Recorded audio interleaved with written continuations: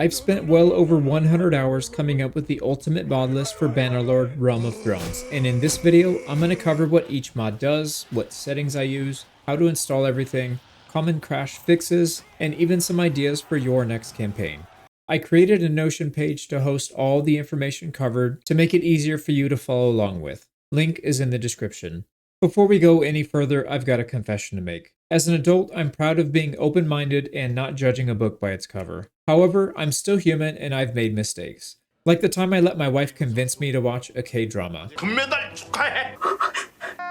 It was as bad as it looked. But I digress. There's a game I've been playing recently that I must admit I never thought in a million years I would enjoy. But it's actually quite complex and entertaining. That's right, it's Raid Shadow Legends time. I've spent well over 10 hours this week playing, blasting through campaigns to earn loot, slaying dragons, or at least trying to. This one was tough.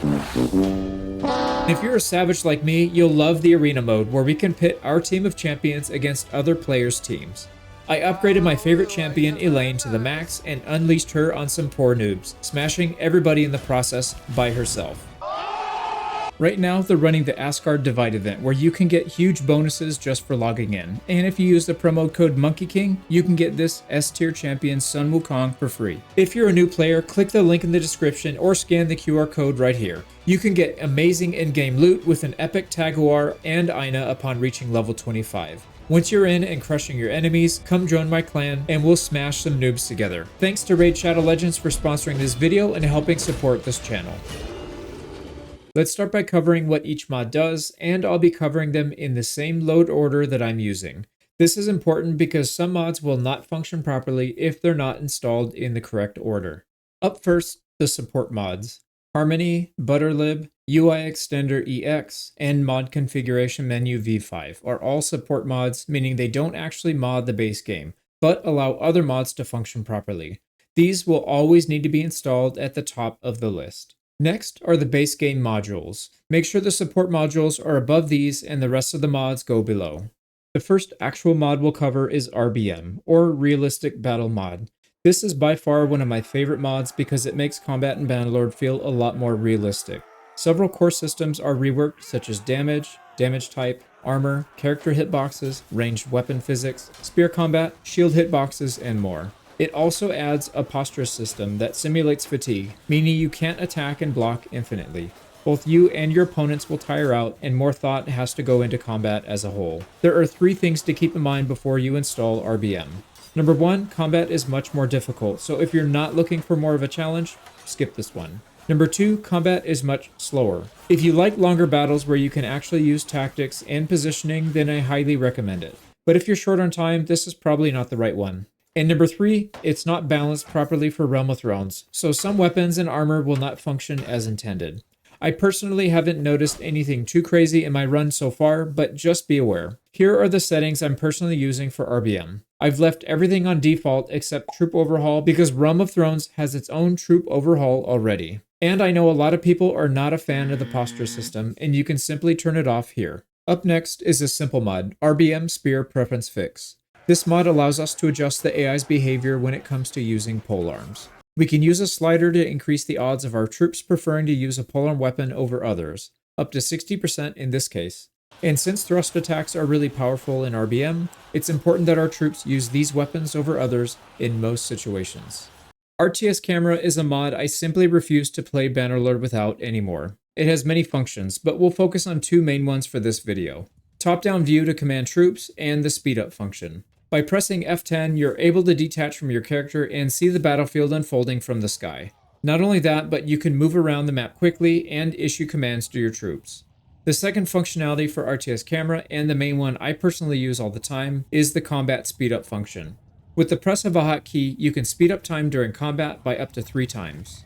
This reduces the grind for several stages of combat like chasing a weak enemy to the corner of the map, or random cavalry who refuse to retreat from certain defeat.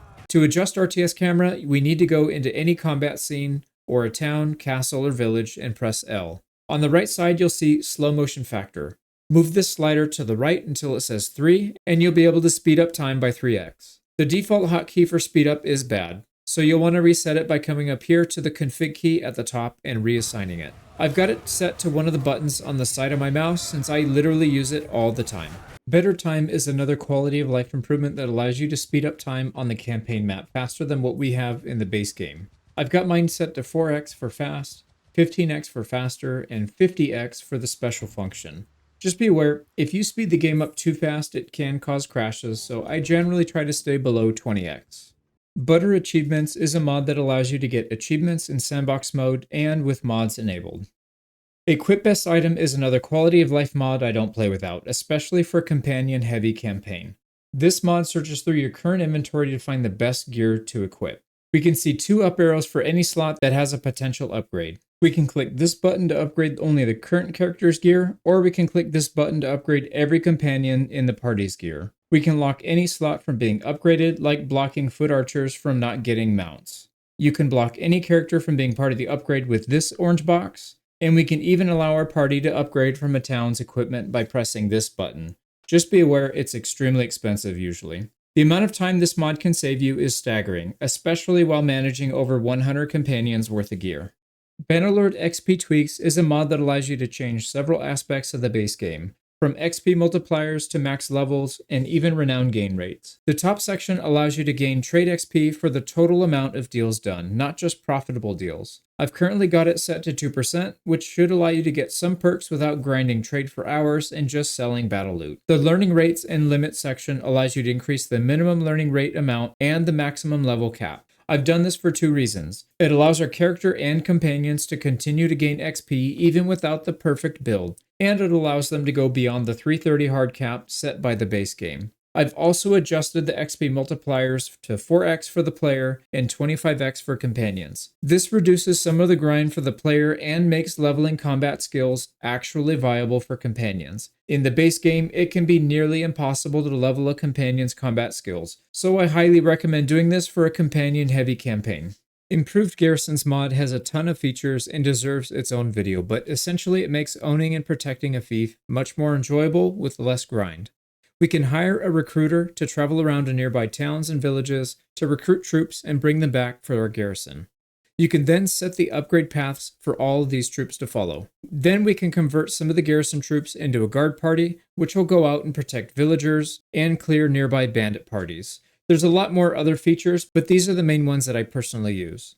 Next on the install list is the Realm of Thrones Total Conversion mod. I can't say enough good things about this one. It's like playing a completely different game and feels even more complete than the base game. They've completely redone every single unit in the game, with each culture having its own custom troop tree. They've even added custom bandits, White Walkers, Whites, and Giants that are all recruitable. The armor and weapons are incredibly detailed and look much better than anything from the base game. They've added custom world events that are lore accurate to the books, and you can travel on water and even have naval battles, something we've been begging for years. There's a handful of custom crafted maps to visit, and they're incredibly detailed. Dragonstone, for instance, takes several minutes to walk up from the beach to the actual town, following a narrow, winding stone path. The interior is very well done too, but I don't want to spoil anything else. There's also special weapons you can get from main characters.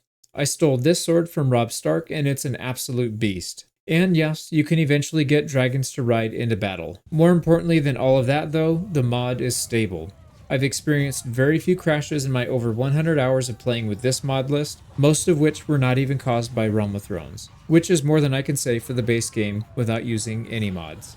BattleStats is a fun little mod that tracks all of the battle statistics over the course of your campaign for your main party. It will track your main character, companions, and any troops you've hired. It will track total battles fought, kills, average kills per battle, and so on. To bring up the battle stats mod in-game, press semicolon. A word of caution, if you've got a ton of companions like I do here, it can potentially crash the game as you scroll through the different pages, so just make sure you save before you pull it up. Character Reload is another mod that I use all the time. This mod allows you to create, save, and change appearance and stats of any noble in the game. In my current campaign, I use it to convert humans into White Walkers and Whites to fit the storyline that I'm going for. I also use it to change the stats and perks of all my companions. You can create templates to speed the process up dramatically and even adjust personality traits. You can also rename any noble or companion in the game. I use this feature all the time to get my viewers recruited to fight and die for me. Thank you for your sacrifice and the hilarious names. The mod can do a lot more than this, but these are the main functions that I personally use all the time. Distinguished Service allows our regular troops to promote to become companions. In the mod settings, you're able to determine how many kills each unit type must get to promote, as well as how much it will cost, how many stats they'll get, and more. For my campaign, I set the kill limit to only 3 and everything else set to 0, so that I could swell the ranks of my party with undead frontline troops. True Battle Loot is a mod that increases the amount of loot that is dropped after battles. In order for this mod to function, we do need to install the TrueController above it. This mod will definitely break the balance of the game, as you can see here, but for campaigns where trading isn't allowed, or if you're struggling to make enough money during a campaign, it can be quite useful. Unlimited CAP unlocks the party companion limit up to a maximum of 500. You can also change the number of clan parties if you wish, but I'm currently only using this mod to raise the companion limit for a companion-heavy campaign. Better Prisoner Recruitment allows you to adjust several aspects of prisoner recruitment, from how quickly they convert to morale loss and much more. For this campaign, I turned prisoner conversion rate up to 30 times, since we're only allowed to use whites and White Walkers and they can only be obtained through prisoner conversions. I also have automatic prisoner recruitment turned on and only recruit troops that are already in your party. And finally, remove morale loss from prisoner conversions. These settings will reduce the amount of micromanagement by a lot. Party AI Controls is an interesting mod that allows us to control our clan parties more effectively. We can adjust the ratio of troop types, or even set the exact troop templates for them to follow. We can give specific orders like patrol, defend, or go siege, and we can disallow them from joining other armies, block them from raiding villages, and so much more. And considering how bad the AI is, it's really nice to have a little more control. Next, we have Battle Size and its supporting mod Battle Core. This mod lifts the unit cap per battle from 1,000 units all the way up to 2,000. But be aware, this is incredibly taxing on your system, and I don't recommend it unless you have graphic settings turned down low or you have a very high-end machine.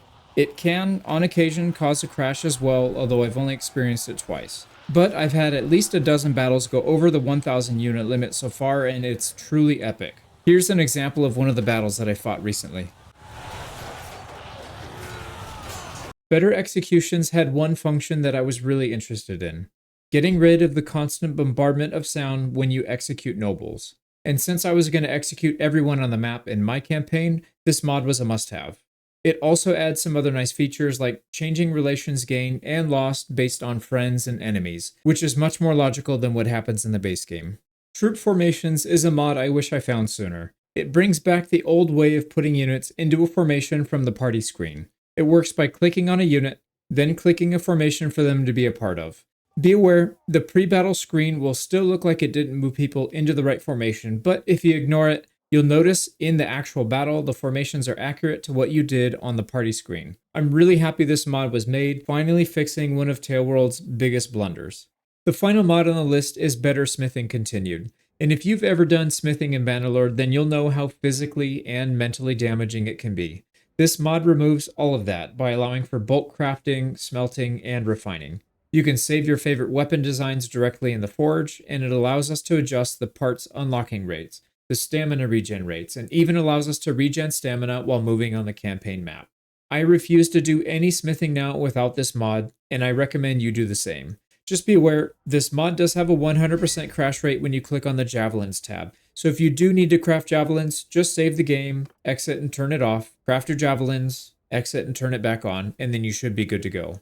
Now let's talk about how to get these mods installed on your PC. I'm going to recommend using the Notion list that I've created. If you look in the description, there's a link to get here. At the very top, you see this mod list and installation order. I've got a picture of the exact order that I have on my PC. It's got all the versions attached to it. And if you scroll down a little further, you can also see in the same load order, all the mods with the versions. And then even better, you've got the Nexus links so that you can get directly to the page that'll allow you to download these files. I'm not going to obviously download all of these, but I'll show you how to do a couple of them. So we'll start with Harmony up here at the top. So we're going to click the link. It's going to take us straight to Harmony. And again, it's on the file page. So you're going to go right to the file page to download these. We're going to click manual download. It's going to take you to this page where you can either do the fast download or the slow download. You have to pay for an account here if you want the fast download. I just do the slow one. It's free. I've never had an issue downloading any of these. So we'll click that. It's going to give you a 5-second countdown timer. Once it gets down to 0, it will automatically download the file you can see up here.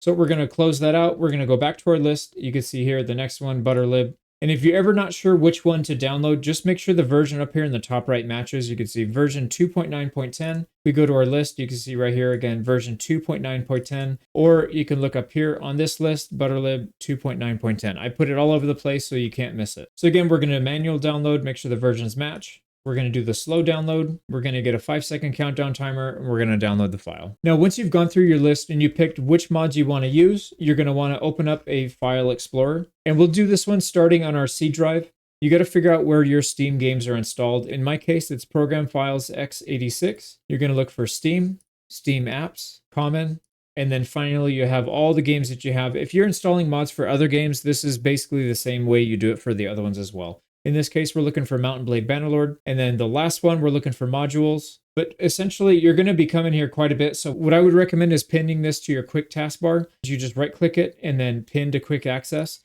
You can see I already did it right here in my modules. And you see this little pin there. So that means it's stuck. Now, when you first start out, you're only going to have these base game options. In my case, I have all the mods that I've ever downloaded here. But in your case, you'll have maybe 6 or 7 here, native, Sandbox Core, Birth and Aging, etc. These core ones will all be in here. And what we need to do is we need to go get the ones that we downloaded and put them in here so that they will actually show up on this list. So wherever your download directory is, you can see I've already got all these mods installed from a previous time. So I'm going to show you how to do a couple of these. You're going to double click it. This is going to take you to the main folder for the mod. If the name matches what you downloaded, so in this case it says Unlimited CAP, you want to make sure the file folder actually matches that too. So this one matches Unlimited CAP, says Unlimited CAP. We're going to drag it over to our modules folder. Or if you're not a fan of that, you can just do Control-C and then go to your modules folder and do a Control-V. That'll copy and paste it for you if that's easier. You have to be careful. There are some that do not show you the root folder that you need. So for example, this one, UIExtender, it actually shows you the modules folder that if you just drag this in or you copy paste this in, it is absolutely not going to work. This is not right. So double click modules and it'll take you to the next one. Like I said, you want whatever it is you downloaded, you want that folder name to match. So this one is UIExtenderEx. This one is Bannerlord UIExtenderEx.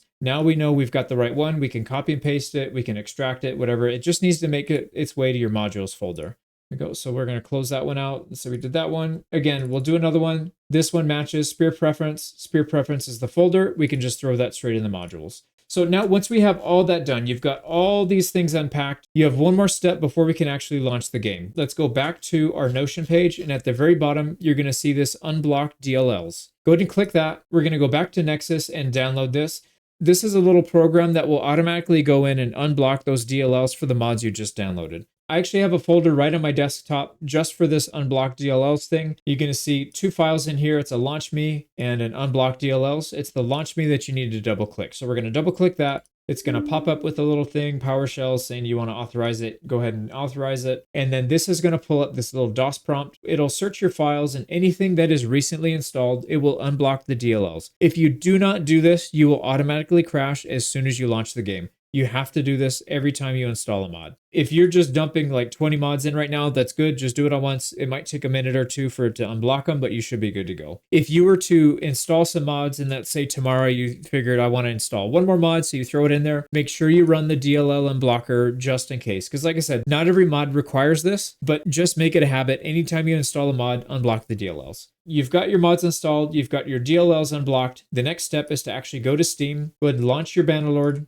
We're going to wait for the first pop-up and don't launch the game. We need to actually go to this mods tab right here on the right. And then you're going to see the exact same screenshot that I had before in the Notion page. So this is where we're going to be able to drag and drop all of these mods to make sure they match the same order. And you can see I've got some down here that are disabled. You can delete them if you want, or you can just disable them. It's the same thing. Essentially, when you get all these mods, you need to order them in the right order. Just match it exactly how I have it. And the way you do that is these little 3 lines. You can click and drag stuff around like this. So I can drag these. So just copy the load order that I have in Notion and you should have no problems. Now, when you're all set, just click play. And just be aware, the first time that you load this up, if you are specifically using the ROT core, so Realm of Thrones mod, that mod takes a very long time to load. Expect it to take 10, 15, 20 minutes. I've heard in some cases it could take even longer if you're not on a fast PC. Load it and maybe walk away for a few minutes, go have a snack. But just be aware, it is going to take a while to load up because it has to load up, I guess, a lot of the texture packages or something like that. If you're doing any of the other mods and not doing ROT, it's probably going to load like a normal game, maybe with a little bit of a slowdown. But you should be good to go from here on out. So I'm going to load it up.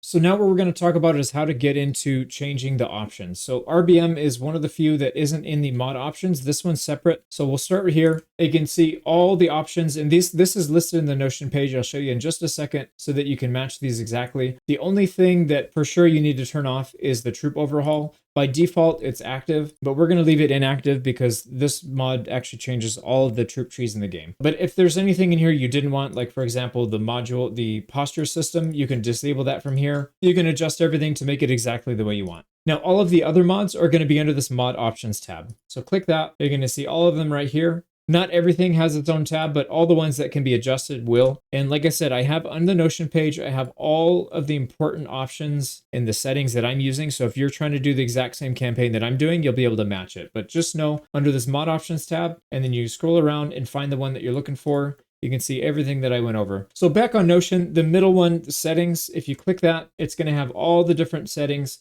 So you can see right here, RBM, we have that on inactive. So just make sure it matches. Any of the other ones, if you were trying to copy and paste better times there, RTS Camera, and all the explanations from within the guide. But it might be easier just to go off of the screenshot. So hopefully that helps. And that's how you get these mods installed. It's pretty straightforward, especially if you use the Notion page. It's all organized to make your life a lot easier. Don't forget to click the link and give Raid Shadow Legends a try. If you want to see my White Walker World Conquest campaign, click the video on the left. And for the best Kingdom Come Deliverance starting guide, click the video on the right. A huge shout out to all the YouTube members and Patreon supporters who donate to this channel. We really appreciate your support.